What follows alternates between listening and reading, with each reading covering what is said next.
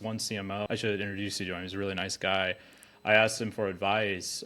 He was the CEO of a company now, but he was the CMO of a billion-dollar company before he started his own startup. And he told me the CMO's role is basically to dream about where the future is and lay down the railroad before everyone realizes you don't know where you're actually going.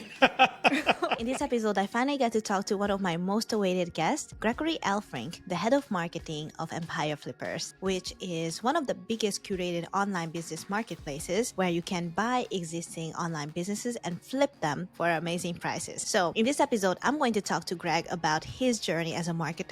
Anyone that's in marketing, especially if you work in a bigger company, you're kind of the black sheep of the family. Like, you are the least understood and the most important part of the company. Usually the CEO has no clue about marketing. That's just very common. Like, they have a little, maybe like an inkling, but they're usually closer to the sales side than the marketing side. Your CFO, if you're in a much bigger company, can often be your arch enemy as a marketer. Greg has also spoken at events like the SEO Mastery Summit and Affiliate World. He's a very creative marketer, and fun fact, he's also an author of a fantasy novel. So if you're interested, I will link it down in the show notes. Since the episode is super duper interesting, I'm just gonna dive in and let's get started. My name is Greg Elfrink. I'm the head of marketing over at Empire Flippers. We help people buy and sell online businesses, from affiliate sites, SaaS, e-commerce, to agencies, you name it. If it's digital, we can help you make an exit or acquire one if that's more of your game. Amazing. So thank you so much for joining. I've been so excited to have you on the podcast because you are, I think, I only know 2 CMOs in person. You are one of them. Yes. So you briefly mentioned like how you got to marketing, but it was really just a really brief sentence. You told me you were in Alaska and you just bought a course on a credit card, but can you tell us like the very beginning of your journey? Sure. I wish it was just one course. I bought a lot of courses and a lot of them were really bad. So, Really? yeah. So my background was, born and raised in Alaska. After high school, there's kind of like 3 routes an Alaskan can go. It's college, which wasn't for me. I was never very good at school. And then military is a very common one, which also not a good deal for me because I'm not good with authority typically. So that wasn't going to work out very well. And then there's oil field. So I went into the oil field. I was an oil field roughneck. Absolutely hated it. I have a lot of good friends from that experience, but I hated it. So I always knew about this wild world of internet marketing, and I really wanted to be a part of it. I was a bit of a weird kid growing up because I had a TV in my room, and I'd stay up to like often 3, 4 a.m., even on school nights, and the TV was just playing, and there'd be all these infomercials. So I got absolutely fascinated with infomercials and how they marketed it, like it was so zany and weird and intriguing. Like, why are they spending 45 minutes explaining these knives to me? Stuff like that, right? Yeah. So my very first foray into marketing actually was when I was in 8th grade. I convinced my dad to let me buy this $500 Google AdWords course. And he's like, you're definitely going to lose it, but hey, it's not drugs. So this will be your first lesson in business about losing money. And he gave me the $500. He was absolutely right. I went through the course. It was way beyond my 8th grade brain. Couldn't figure out the Google ads, spent all my money and lost it all. And that was with affiliate marketing. But fast forward years and years later, I'm in the oil field. I still had the dream alive, and everything I tried hadn't worked, but I knew I was a fast writer. So after my 12 to 18 hour shift on the rig, I would go into this one corner in the Arctic Circle of my camp that had, decent Wi-Fi, and I would do freelance writing because I knew SEOs all hated to create content, and I undercharged everyone. I think I was charging half a cent per word, something like that. And I used that to build up a massive portfolio of work. And ironically, a lot of famous SEOs back in that day, and still some of them that are known names today, I actually wrote a lot of their affiliate sites without them knowing that it was me. It's funny, in my position with EF, I'll get some of those famous SEOs telling me about a website. It doesn't happen as often anymore because they've sold them, most of them, but I would have them come up to me, hey, I have this well-known website about X. I'm like, oh, is it this site? And they're like, how do you know? Like, because that content agency you hired actually outsourced it to me. I wrote the whole That's thing. amazing. Yeah, so I hated the oil field, and I was hell-bent on getting into marketing because I view marketing as kind of the most applied form of art, and I view myself as a bit of an artist. So yeah, that's my story in a nutshell. It was a 10-year overnight success story of getting into marketing. 10-year overnight success story. I'm going to quote you on this one. Yeah. I love this. But could you tell me a little bit, like you told me briefly that over the 10 years you tried things and failed. Was it courses that do you think you failed? What is failure for you? Yeah, so some of the courses were bad. Like I said, they were just scammers out for my money, and I was the perfect target market because I was desperate to get out of the oil field. I would do anything. They would use that copywriting line like, oh, this course is only like 1 coffee a day for a year. Are you willing to give up coffee a day for a year, right? Smart copywriting, by the way. I would not give up coffee though. Well, I just put it on my credit card, so I didn't give up my coffee and went deeper into debt, which was fantastic, you know.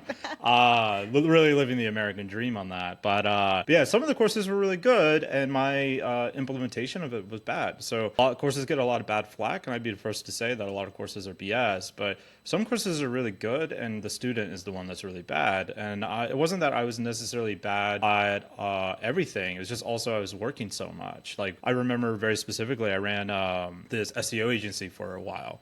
And I was cold calling chiropractors when I was off the rig. So every now and then I get a week off, 2 weeks off, something like that from the rig. And I would just cold call and I would start getting some momentum, but then I would have to go back onto a rig.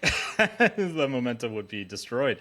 So I brought in my friend to be the sales guy, and he is not a sales guy at all. I'm much more of a sales guy than him, and I'm a pretty terrible sales guy. And so that failed.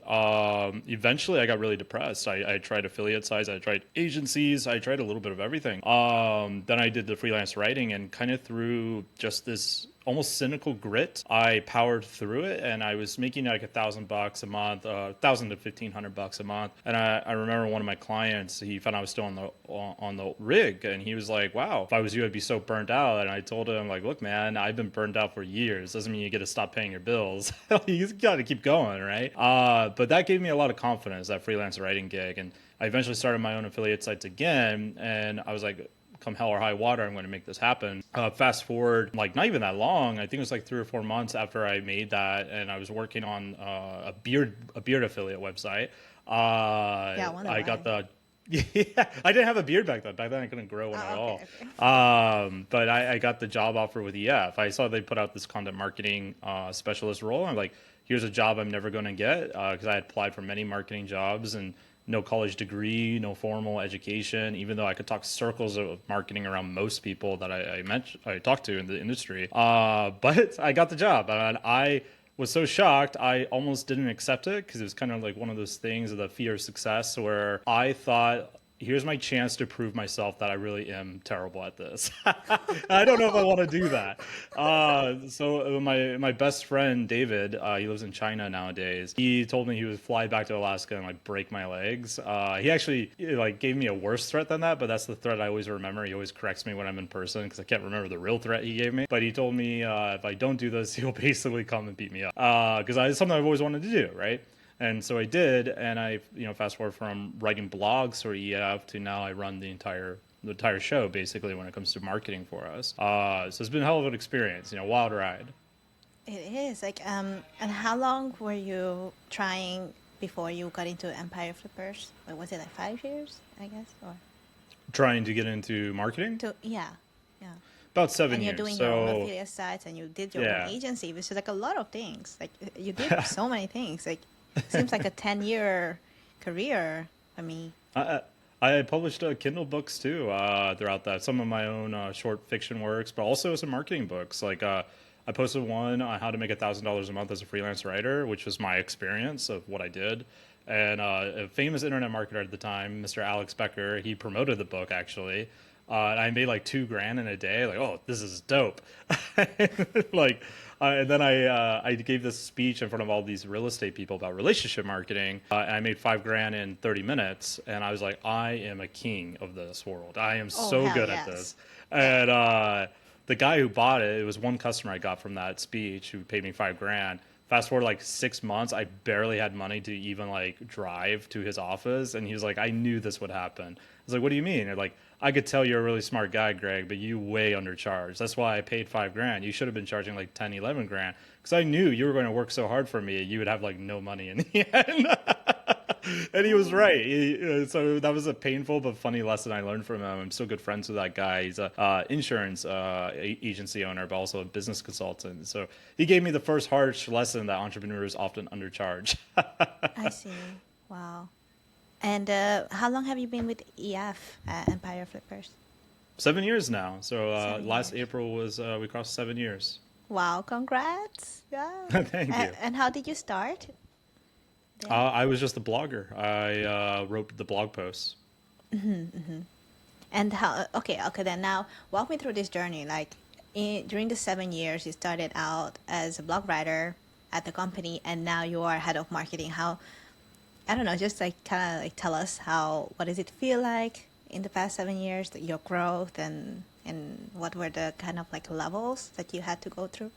So it's a weird thing to reflect on because it's hard to know what degrees of evolution happen when. But I still remember when I got onto the first podcast. I believe it was the Authority Hacker podcast where I made my first appearance, like kind of in the public light, more, so to speak.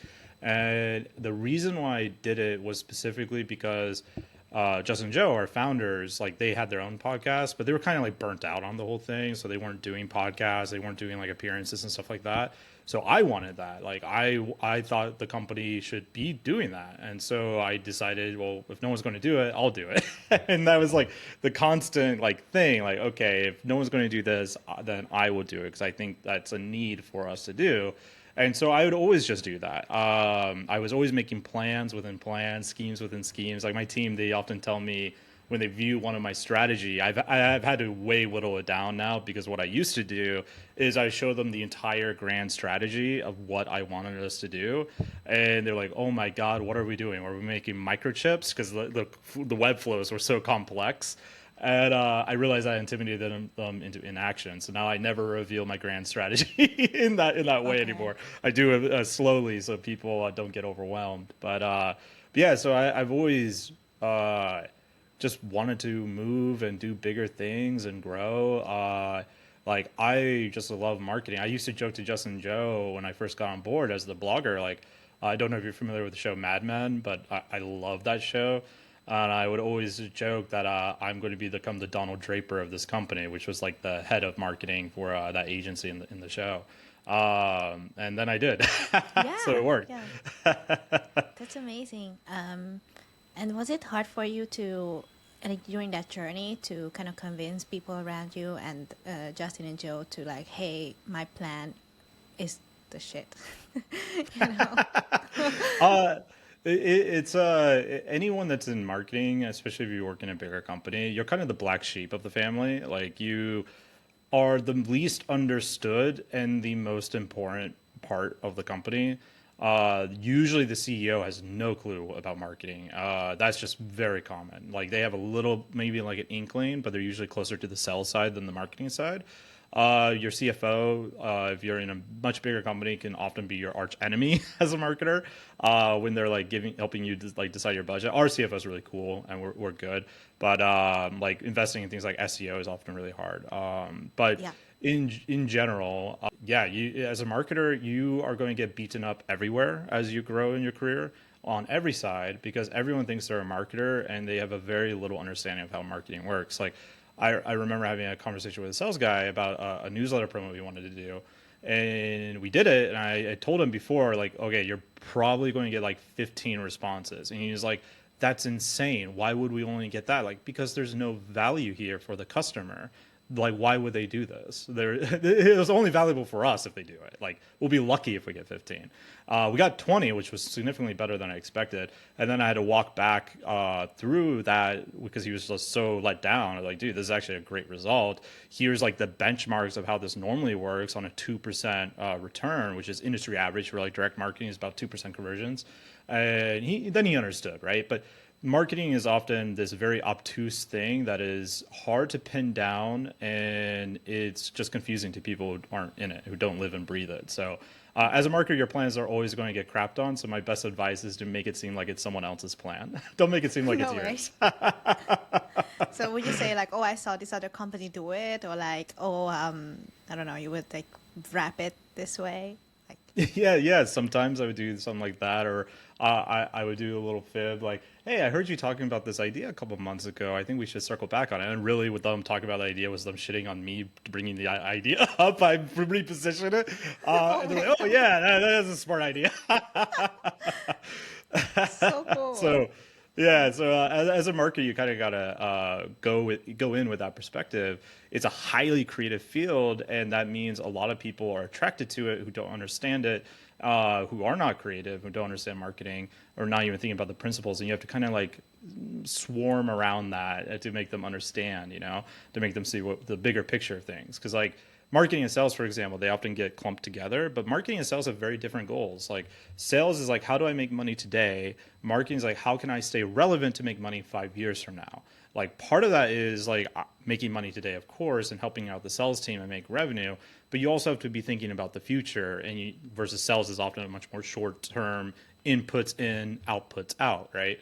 Marketing is often not that case, especially when you get into bigger brand plays. But yeah, so a lot of it is like negotiation, and I often tell my own team, if you see anything that's successful, that's like, wow, we're doing really good on this, you should question it and ask what's wrong, because usually marketing doesn't work. And that's another thing about marketing is you have to be a bit cynical even about your own work, because most marketing fails. That's the nature of the game. But embracing that actually allows you to do a lot more and have a lot more fun with the experimentation. And you learn a lot more by understanding that most things will fail. And that the things that succeed in marketing, though, you have insane leverage versus anything else that you can do. Like a salesperson who's really good at cold calling, he can still only cold call one person at a time. A marketer who gets a marketing campaign running, like say a Facebook ad campaign, can literally move mountains with one person at an hour a week.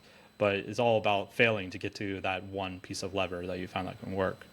But how can you explain a little bit more, like why do you think marketing usually fails, but yet still move mountains? I still cannot understand that connection between those two. Sure. So if you start a marketing campaign, let's make the example like a Facebook ad campaign, right?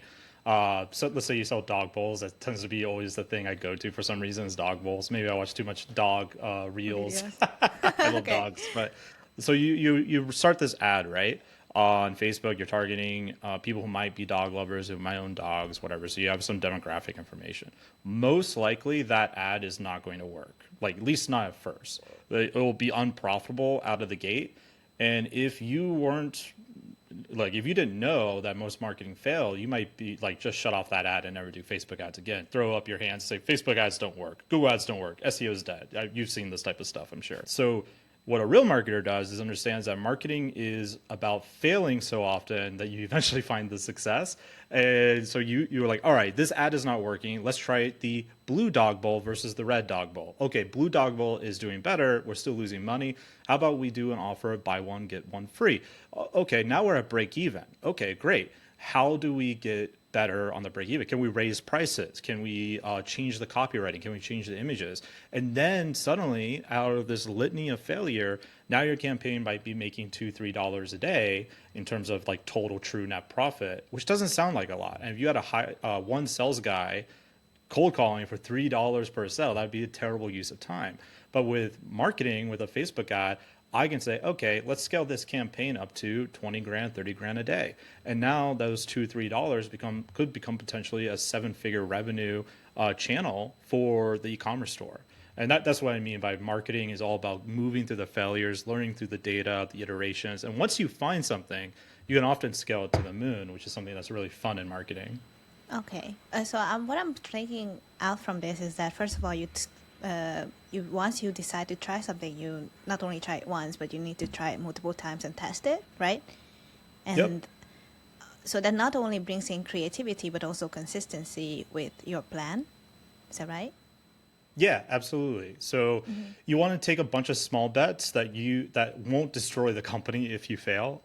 So you'll like at any given time, I always recommend having at least two marketing channels. One that's the slow burn, that's like an SEO strategy, and one that is a more active approach, whether that's Facebook ads, LinkedIn ads, whatever it is. But in that mix, always recommending having experimentation going on either in those two channels or in another channel as well that are smaller bets. So you can keep failing and learning. And that's how you kind of get all the data you need to Yeah. make like bigger and more interesting moves. But yeah, that's the gist of it. Awesome. And what does a head of marketing do at Empire Flippers nowadays? Mostly make my team question what I am doing. Hey, Greg, No, did you wake up yet? Have you where are you? Where are showered? you? Yeah. Well, my team is always more worried like when do I sleep because I have a team all around the world. So often when they send me a Slack message, I'm just like instantly on. I'm a little bit too terminally online, so I'm trying to Okay. like make that not as much. Big part of my role now is a bit of a mentor and trying to breed the best out of people. So I've never been a micromanager. I very rarely tell people how to do something, but I'll come up with strategy and then I won't reveal my strategy until I also have them come up with a strategy. And then we like compare notes and I'll often simplify their strategy because so a classic thing, and I used to do this too, a classic thing in my view that a newer marketer will do is they way overcomplicate things. So when my team comes up with a strategy, it's often overcomplicated, and complexity fails, simplicity scales is the way I view things. So I simplify what they came up with because often what they came up with is very good ideas. So I'm often the guy questioning my team in a constructive way, like, okay, like, well, how should we do this? Like, this is our goal. This is like how many leads we want to get or what we want to do revenue wise. How do we do that? And I let them come up with those ideas. And I almost act as like a marketing consultant to my own team in that regard, because I think it's very important for if you're managing marketers. We're creative people, which also means we're very emotional people a lot of the Yeah. time. So we want to inspire rather than deprive. And by giving agency to the marketer, it allows them to reach their full potential. It's kind of like herding cats. You gotta know like which way the rhythm is going, which way the melody is going a bit. But that's how you unleash their potential, and that's my main job. Is like, how do I help my team be the best marketer possible? So I'm less on the front lines and more doing that stuff now. Amazing. And now Empire Flippers, like how many channels are you guys managing? How many channels do you have to oversee? Or is it not your responsibility? I don't know. No, it is my responsibility. So we used to do a lot more before the economic downturn. We had a lot of things going on, but the M&A industry's gone punched in the stomach pretty hard over the last year or so. So we are doing less than we did. Though, shout out to my team, they're doing an amazing job with much less resources. So they're doing awesome for what we have to work with. So our main channel is still SEO. That's our primary bread and butter. We do conferences and networking because what I do in particular, it takes a lot of trust building, which is often why you probably see me in the groups where I'm always joking or trolling with someone. And part of that like is one, I'm just a troll and I enjoy having fun, but two, it builds trust with people. So when they do come to sell their business or buy a business, they trust me, which is very important. So we do conferences, networking events. We do digital events, like digital conferences. The other marketing strategy we still do to this day is something I've been wanting to do since I first came on with the company. But shout out to Justin and Joe. They were right not to do it when I first came on board because I didn't know what to do at the time. But a few years later, I finally figured out how to do it, and that was our referral program. So I built our referral program up from scratch, and I got the guy I wanted in there. And now that represents like 20 to 22% of our revenue every quarter is that referral program. So that's a big one. But we've managed a bunch of different stuff like Facebook ads, LinkedIn ads, all the Google ads, even Amazon DSP ads. With our business in particular, ads are not as effective because of the long sales cycle and the amount of trust that's needed. So we rely a lot more on inbound marketing, which unfortunately is the type of marketing that you can't scale to the moon as easily. But the nice thing about it is it's often very residual. So like I have blog posts I wrote 7 years ago that still drives us revenue today. Oh, awesome, awesome, cool. Past 7 years, what were your kind of quote quote mistakes that you still remember to this day, but as a marketer? I think of what I said earlier, the complexity fails and simplicity scales. That's definitely learned from my mistakes. Okay, what was the complex So, thing then that you were thinking about? so one of the things I did when I way overthought something is, and the important, like the lesson here is like the simpler your marketing funnel, the better typically. But I thought, okay, I saw that our average sales cycle was about 256 days. So I wanted to create a email workflow that would last for 300 days. So I literally wrote a workflow that depending on what actions you do, like if you went from the start to the end and you went through every single email based on your actions within our CRM, you would literally have about 2 years worth of content coming your way. And I thought this was brilliant. Like this will capture them all the way because our longest time to sell a business I think was like 637 days from the time someone was a subscriber to actually selling their business with us. So I wanted to capture that entire thing. And I even had things like based on what they said in vetting, in our vetting ticket, in our migration ticket, that they would get different workflows. And the issue that I came into is like, one, most people aren't reading those emails because they just don't want to. Like that's not why they're here in our email list. So most of the time they don't want to read it. And second of all, they're busy. And third of all, this is so complex, it broke all the time. Like Oh, this workflow okay. broke all the time. So I realized like, okay, this is kind of stupid. Let's like go back to the drawing board, and we made it extremely simple. And now our email open rates are way up. Our revenue from email is way up from back in those days when I thought this was a brilliant idea. So that's one of the things. Another thing that I did, which I thought I was also brilliant for at the time, and realized I later on I wasn't. I created this thing that was like scoring leads inside of our CRM based on their engagement with our content and based on what they did on our marketplace. So I created this entire criteria, and they would bubble up and go to our sales team when they reached a certain criteria.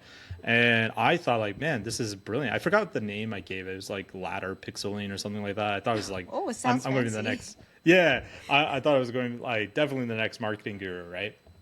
But then I got into the B2B SaaS space, and I found out what I had done was basically recreate a really shitty version of MQLs, of marketing qualified leads. I was like, oh, there's this whole thing that already existed I could have just tapped into that I basically recreated a worse version of. So I run into that stuff too, and that's the problem not being formally trained, right?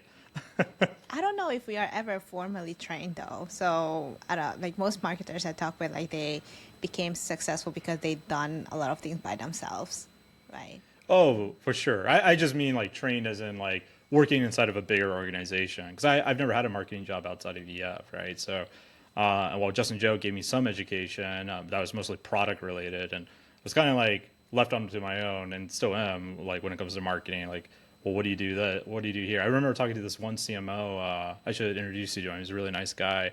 I asked him for advice. He was the CEO of a company now, but he was the CMO of a $1 billion company before he started his own startup. And he told me the CMO's role is basically to dream about where the future is and lay down the railroad before everyone realizes you don't know where you're actually going. Okay. Like, oh, that made me feel a lot better. You know, I mean, this guy has led much bigger organizations than me. That's fantastic. But now EF is a huge company now. How many staff do you guys have? Like, I think we're at around 65, 67. So with the downturn, we like before the downturn, I think we were at 83, maybe 84 people. But we saw a lot of churn in our employee base as the economy kind of like, the rug pulled underneath our feet. So, but that's, the nature of the game as well. Businesses are always contracting or expanding. So that's just the nature of the game.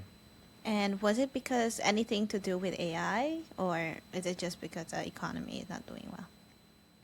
So we are dealing with AI problems now, but unfortunately, what caused the downturn for us had nothing to do with AI. So what happened to us, And this is also a great lesson in terms of growth. So I've seen a lot of entrepreneurs, they kill their own business by trying to grow too fast, too much. And we had, like growth can be just as dangerous as not being profitable, basically.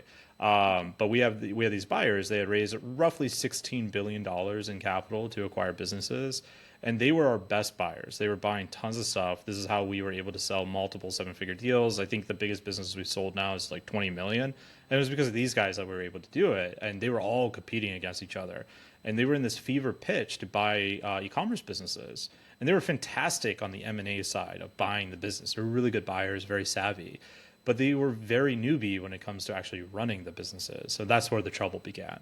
They would buy these very profitable businesses and either make them stagnate or even a lot of times run them into the ground because they just didn't know what they were doing. They didn't get the scale that they wanted, so they ended up not giving the return to the investors that they had raised all this money from. And the investors, they came in like a swooping hawk and kicked out a lot of these guys from their own companies to take them over, right? And now those aggregators are still buying businesses, but they're buying each other. They're buying the failing corpses of one another. So that was a huge blow for us in the M&A community. And we were somewhat lucky. We got less affected by that a little bit because we also sell a lot of content sites, not just e-commerce. But that was a major blow. Anytime you see the public stock market like plunge, the private market is like probably 5 times worse. But because there's no Wall Street bets guys on Reddit like propping up a GameStop stock that keep people investing. There's none of that kind of hype in the private capital market. So they're a lot more restrictive. And so we had this giant liquidity crunch, couldn't sell businesses. And now we have bootstrap entrepreneurs coming back on the scene to buy businesses. So we're going to recover. In terms of the AI side of things, like now we're facing that on the content side because now buyers are a little bit scared of buying a bigger content site due to AI, which I think is misplaced, to be honest. But if someone has a core fear, no amount of marketing is going to change that belief. So I think just time will play that out and show them that they were wrong. But we're dealing with that on the buy side for content sites right now is with AI. And to just briefly explain to people who might not be familiar with SEO and AI content, could you just explain why are people scared of AI? Sure. Why are they scared to buy content site because of AI? Yeah, so it has less to do with AI content, though that is certainly an issue in some people's minds. They think that the AI content is less quality. I'm a writer, so I get it, but for my test of AI content, the vast majority, as long as you have a good AI writer, the vast majority of that content is going to fit the bill for most blog content you need. Not in everything, but in a lot of niches, it's perfectly fine in my view. And I don't think Google's going to punish it as much as people think it will.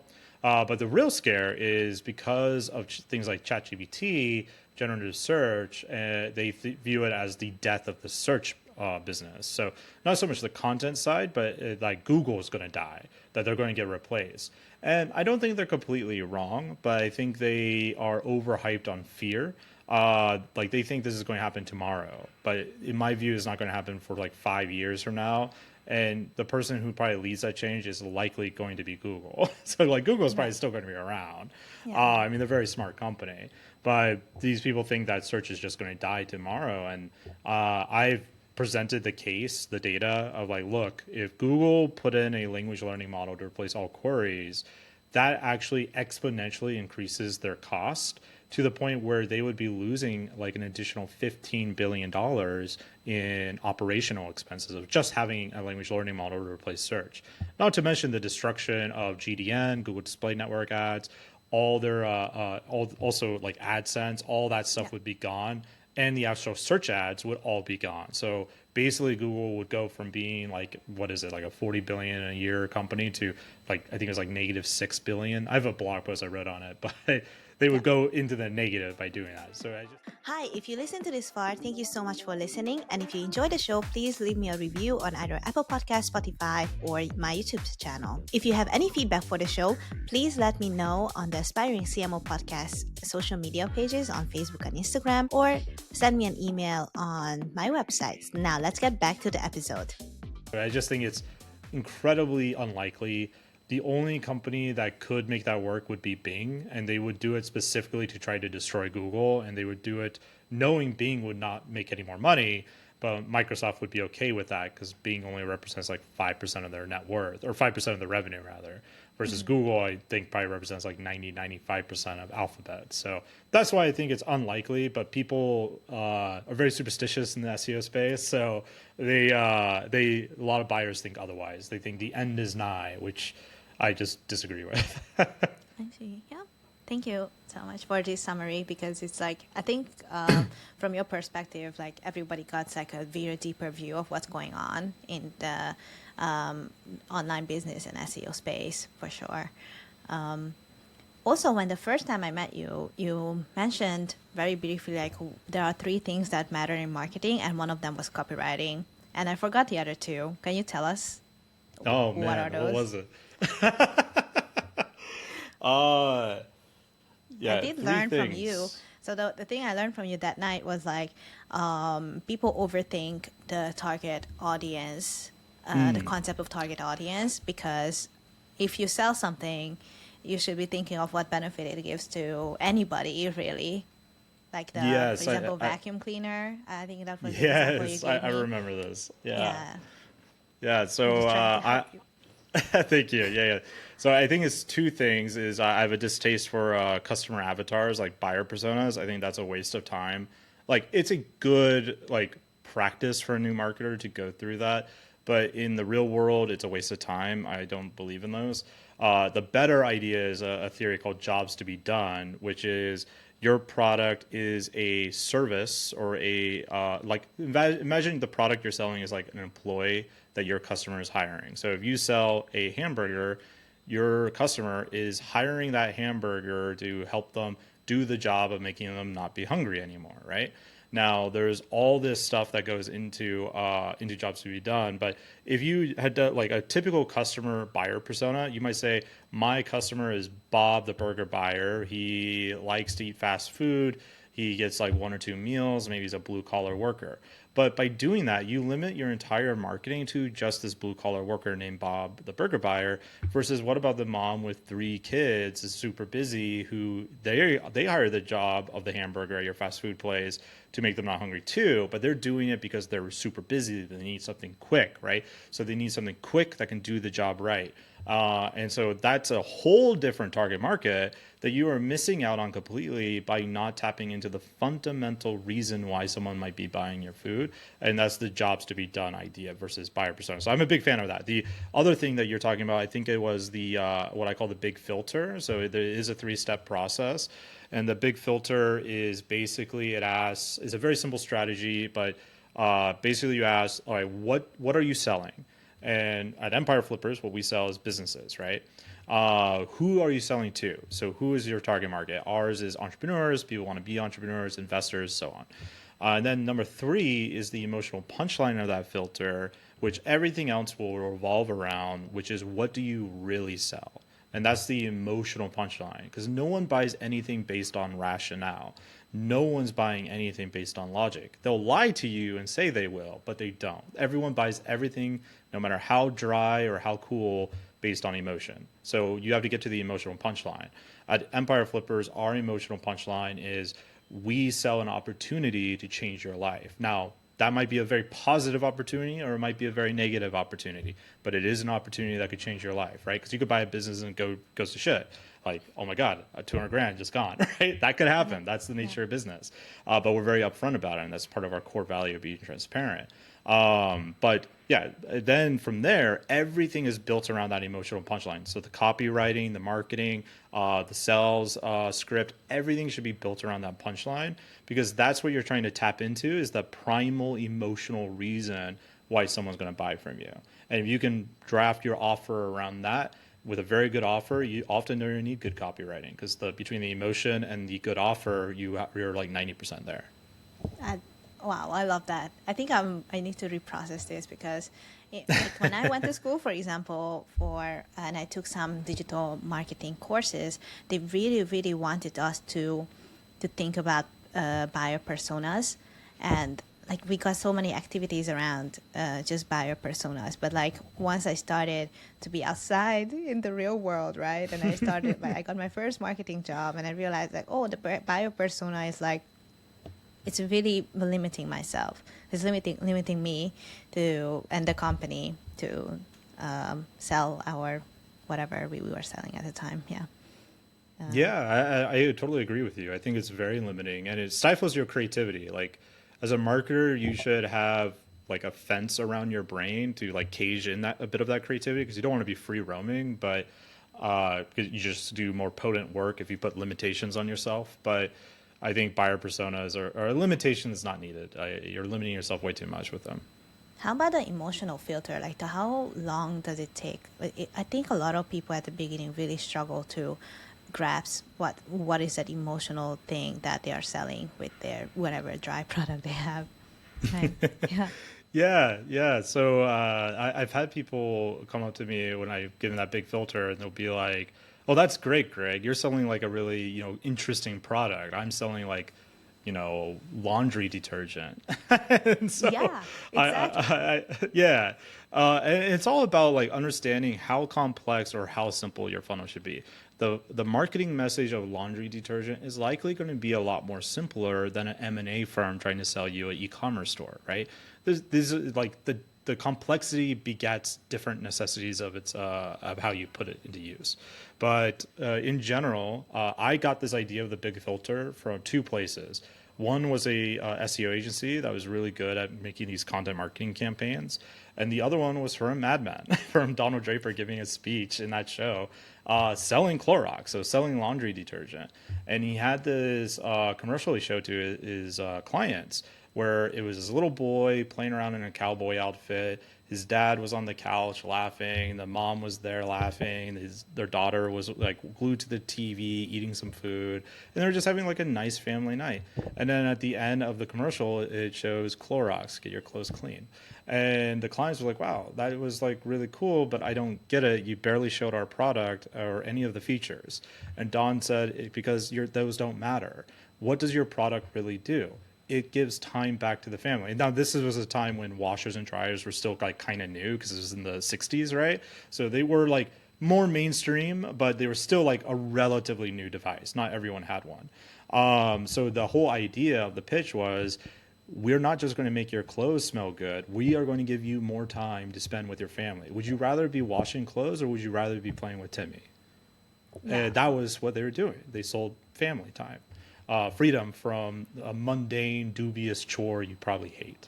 And that was the emotional punchline of selling laundry detergent. And you could take any boring thing and break it down to this primordial emotional need that a human might have. And if you can create the creative around that concept, even if it's very subtle, like in the case of laundry detergent, not everyone would have that clue. It will still resonate with them, like psychologically. Amazing.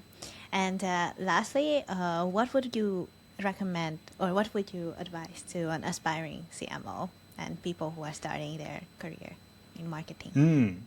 It's a good question.